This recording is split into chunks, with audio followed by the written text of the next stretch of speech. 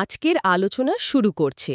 আচ্ছা, আমরা যখন ধরুন হোয়াটসঅ্যাপে মেসেজ পাঠাই বা অনলাইনে কিছু দেখি, এই ডেটাগুলো ঠিকঠাক জায়গায় পৌঁছায় কিভাবে? এর জন্য তো একটা সঠিক পথ বা মিডিয়া লাগে, আবার কিছু যন্ত্রপাতিও লাগে, মানে ডিভাইস। আজ আমরা এই পথ আর যন্ত্রপাতির জগৎটা একটু ঘুরে দেখব, কি বলো? একদম ঠিক বলেছ। আজকের আলোচনার মূল ফোকাসটাই হলো ডেটা যাতায়াতের পথ, মানে টেকনিক্যালি যাকে বলে ট্রান্সমিশন মিডিয়া। আর সেই পথে ডেটা ঠিকঠাক চলাচলে যারা সাহায্য করে সেই নেটওয়ার্কিং ডিভাইসগুলো, এগুলোর ব্যাপারে একটা পরিষ্কার ধারণা তৈরি করা। আর হ্যাঁ, রাউটার কিভাবে ঠিক পথটা খুঁজে বের করে, মানে রুটিং অ্যালগোরিদম, সেটাও সহজ করে বুঝব।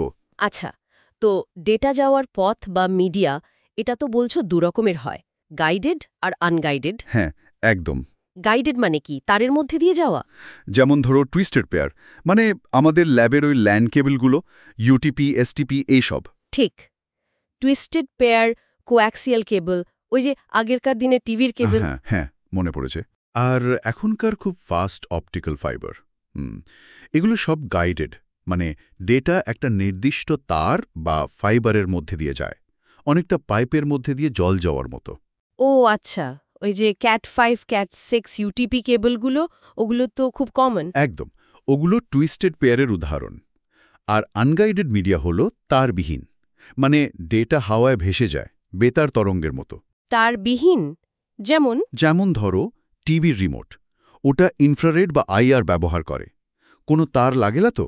ঠিক ঠিক। আমার ধরো মাইক্রোওয়েভ, মোবাইল টাওয়ার বা দূরে দূরে যোগাযোগের জন্য এটা কাজে লাগে, এখানেও তো তার নেই। গাইডেড মিডিয়াতে ডেটা বেশি সেফ থাকে, মানে বাইরের ইন্টারফেরেন্স কম হয়, কিন্তু আনগাইডেড মিডিয়ার সুবিধা হলো তার টানার ঝামেলা নেই, যে কোনো জায়গা থেকে কানেক্ট করা যায়। বুঝতে পারছি। তাহলে গাইডেড মানে তার দিয়ে বেশি নিরাপদ, আর আনগাইডেড মানে তার ছাড়া কানেক্ট করা সহজ। মোটামুটি এটাই মূল তফাৎ, তাই তো? হ্যাঁ, বলা যায় এটাই বেসিক পার্থক্য। বেশ, এবার তাহলে একটু ডিভাইসগুলোর কথায় আসি, মানে হার্ডওয়্যার। কম্পিউটারের নেটওয়ার্কে জুড়তে গেলে প্রথম কি লাগে? NIC card. ঠিক, নেটওয়ার্ক ইন্টারফেস কার্ড বা এনআইসি। ওটা হলো কম্পিউটারের জন্য নেটওয়ার্কের দরজা ধরতে পারো। আচ্ছা। আগেকার দিনে হাব ব্যবহার হতো খুব। ওটা ছিল খুব সাধারণ একটা ডিভাইস, মানে একটা পোর্টে ডেটা এলে ওটা না বুঝে বাকি সব পোর্টে পাঠিয়ে দিত। ও, মানে দরকার না থাকলেও সবার কাছে চলে যেত। হ্যাঁ, ফলে নেটওয়ার্কটা অকারণে জ্যাম হয়ে যেত, স্লো হয়ে যেত। এখন হাব প্রায় উঠেই গেছে, এখন ব্যবহার হয় সুইচ। সুইচ, এটা শুনেছি। এটা কি হাবের থেকে ভালো? অনেক ভালো, অনেক স্মার্ট। সুইচ অনেকটা পোস্ট অফিসের মতো কাজ করে। ও ডেটা প্যাকেটটা খুলে দেখে নেয় ঠিকানাটা, মানে ম্যাক অ্যাড্রেস। দেখে ঠিক যার কাছে ডেটা যাওয়ার কথা শুধু তার পোর্টেই পাঠায়, বাকিদের বিরক্ত করে না। তাই নেটওয়ার্ক অনেক ফাস্ট হয়। বাহ, এটা তো দারুণ। হ্যাঁ, এবার সুইচও দুরকমের আছে। লেয়ার 2 সুইচ শুধু ম্যাক অ্যাড্রেস দেখে কাজ করে, আর লেয়ার 3 সুইচ ওটা ম্যাক অ্যাড্রেসের সাথে সাথে আইপি অ্যাড্রেসও বুঝতে পারে। তাই ওটা ছোটখাটো নেটওয়ার্কে রাউটারের কিছু কাজও করে দিতে পারে, মানে নেটওয়ার্কের মধ্যে ডেটা চালাচালি আর কি। ও আচ্ছা, আর রাউটার, ওটার আসল কাজটা কি তাহলে? ওটাকে তো অনেকেই নেটওয়ার্কে ট্রাফিক পুলিশ বলে। ট্রাফিক পুলিশ বা পাকা ট্রাভেল এজেন্টও বলতে পারো। যখন ডেটা একটা নেটওয়ার্ক থেকে অন্য নেটওয়ার্কে যেতে চায়, ধরো তোমার কলেজের ল্যান থেকে ইন্টারনেটে, তখন রাউটারই আইপি অ্যাড্রেস দেখে সবচেয়ে ভালো আর ছোট রাস্তাটা খুঁজে বের করে দেয়, মানে বেস্ট রুটটা। আচ্ছা আচ্ছা, মানে বিভিন্ন নেটওয়ার্কের মধ্যে যোগাযোগ করিয়ে দেয়। ব্রিজ বলেও তো একটা ডিভাইস আছে। হ্যাঁ, ব্রিজও আছে। ব্রিজ দুটো একই ধরনের লোকাল নেটওয়ার্ক বা ল্যান সেগমেন্টকে জুড়তে পারে, আর ও নিজে নিজেই শিখে নেয় কোন ডিভাইস কোন দিকে আছে। ও এছাড়াও আরও কিছু ডিভাইস লাগে মাঝে মাঝে, যেমন ধরো রিপিটার। সিগন্যাল যখন লম্বা তার দিয়ে যায় তখন তো আস্তে আস্তে দুর্বল হয়ে পড়ে, তাই না? হ্যাঁ, সেটা তো হয়। রিপিটার সেই দুর্বল সিগন্যালটাকে আবার আগের মতো জোরালো করে দেয়, মানে অ্যাম্প্লিফাই করে। আরেকটা জরুরি ডিভাইস হলো গেটওয়ে। এটা অনেকটা দোভাষীর মতো, দুটো একদম আলাদা ধরনের নেটওয়ার্ক, যারা হয়তো আলাদা প্রোটোকল বা ভাষায় কথা বলে তাদের মধ্যে যোগাযোগ করিয়ে দেয়। গেটওয়ে মানে গেট দিয়ে এক সিস্টেম থেকে অন্য সিস্টেমে যাওয়া। অনেকটা সেরকমই। আর মোডেম তো আছেই, যদিও এখন কম দেখা যায়। ওটা কম্পিউটারের ডিজিটাল ডেটাকে অ্যানালগ সিগন্যালে পাল্টায় টেলিফোন লাইনের জন্য। আবার উল্টোটাও করে। হ্যাঁ, ওই যে পুরনো ডায়াল আপ কানেকশনের সময় লাগতো। ঠিক, বা এডিএসের লাইনেও লাগে। তাহলে যদি সহজ করে বলি, সুইচ কাজ করে একই নেটওয়ার্কের ভেতরে ডিভাইস জুড়তে ম্যাক অ্যাড্রেস দেখে, আর রাউটার কাজ করে আলাদা আলাদা নেটওয়ার্কের মধ্যে আইপি অ্যাড্রেস দেখে সেরা রাস্তাটা খুঁজে বের করতে। এটাই তো মূল পার্থক্য। একদম ঠিক, খুব সুন্দরভাবে গুছিয়ে বলেছ। বেশ, এবার আসি ওই যে রাউটার সেরা পথটা খোঁজে সেই পদ্ধতিতে, মানে রুটিং অ্যালগোরিদম। এটাও তো বললেন দুরকমের হয়, স্ট্যাটিক আর ডাইনামিক। হ্যাঁ, স্ট্যাটিক রুটিং মানে হলো নেটওয়ার্ক অ্যাডমিনিস্ট্রেটর নিজে সব রাস্তা বা রুটগুলো রাউটারে সেট করে দেন। এগুলো সাধারণত নিজে নিজে বদলায় না, ফিক্সড।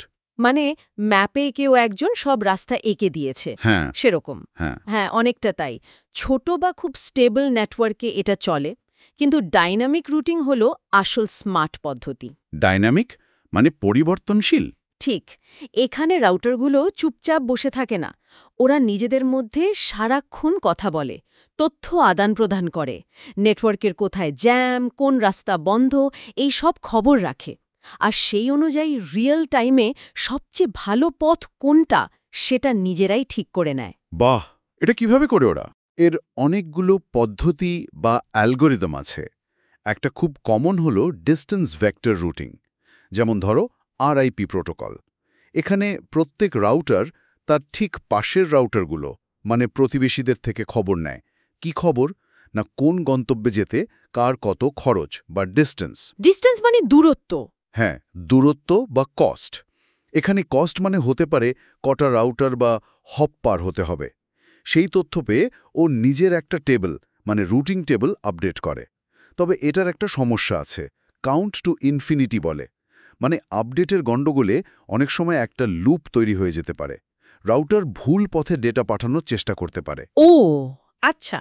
আরেকটা উন্নত পদ্ধতি হল লিঙ্ক স্টেট রুটিং, যেমন ওএসপিএফ। এখানে রাউটারগুলো শুধু পাশের জনের খবর রাখে না, পুরো নেটওয়ার্কের একটা ম্যাপ তৈরি করার চেষ্টা করে। তাই পথ খোঁজাটা আরও নিখুঁত হয়। বুঝলাম। তাহলে ডিস্টেন্স ভেক্টর মানে রাউটার মূলত পাশের বাড়ির লোকের থেকে শুনে নিজের রাস্তা ঠিক করে, পুরো পাড়ার ম্যাপটা না জেনেই। ব্যাপারটা এরকম তো? হ্যাঁ, সরলভাবে বললে অনেকটা তাই। ও প্রতিবেশীর দেওয়া তথ্যের উপর বেশি নির্ভর করে। দারুণ। তাহলে আজকের এই আলোচনায় আমরা দেখলাম ডেটা কিভাবে বিভিন্ন পথ, মানে মিডিয়া দিয়ে যায়, তার দিয়ে বা তার ছাড়া, কোন কোন ডিভাইস মানে NIC, switch, router, repeater, gateway, modem, এরা কিভাবে এই যাত্রায় সাহায্য করে, আর রাউটারগুলো কিভাবে বুদ্ধি খাটিয়ে মানে অ্যালগোরিদম ব্যবহার করে ডেটার জন্য সেরা রাস্তাটা খুঁজে বের করে। হ্যাঁ, এই যে নেটওয়ার্কিংয়ের গোড়ার কথাগুলো, এই মিডিয়া, ডিভাইস, রুটিং, এগুলো কিন্তু ভীষণ জরুরি। মানে ভিতটা শক্ত হওয়া দরকার। কারণ ফিউচারের টেকনোলজি যা আসছে বা এসে গেছে, ধরো ইন্টারনেট অফ থিংস বা আইওটি, 5G, ক্লাউড কম্পিউটিং, এগুলো সব কিছুই তো এই নেটওয়ার্কিংয়ের ওপরই দাঁড়িয়ে আছে। আজকের এই বেসিক কনসেপ্টগুলো যদি পরিষ্কার থাকে, তাহলে আগামী দিনে আরও জটিল নেটওয়ার্ক বুঝতে বা সেগুলো নিয়ে কাজ করতে অনেক সুবিধে হবে। এটা কিন্তু শুধু পরীক্ষার জন্য নয়, টেকনোলজির সাথে তাল মিলিয়ে চলতে গেলে এটা সারা জীবনের শেখার একটা খুব গুরুত্বপূর্ণ অংশ। একদম ঠিক। আচ্ছা, তাহলে শ্রোতাদের জন্য একটা ছোট্ট প্রশ্ন রেখে যাই। ভাবুন তো, যদি ডাইনামিক রুটিং ব্যবহার করা একটা নেটওয়ার্কের কোনো একটা গুরুত্বপূর্ণ রাউটার হঠাৎ করে খারাপ হয়ে যায় বা অফ হয়ে যায়, তাহলে বাকি রাউটারগুলো কিভাবে নিজেদের মধ্যে যোগাযোগ করে খুব তাড়াতাড়ি একটা নতুন পথ খুঁজে বের করে ডেটা চলাচল যতটা সম্ভব স্বাভাবিক রাখার চেষ্টা করবে? এটা নিয়ে একটু ভাববেন।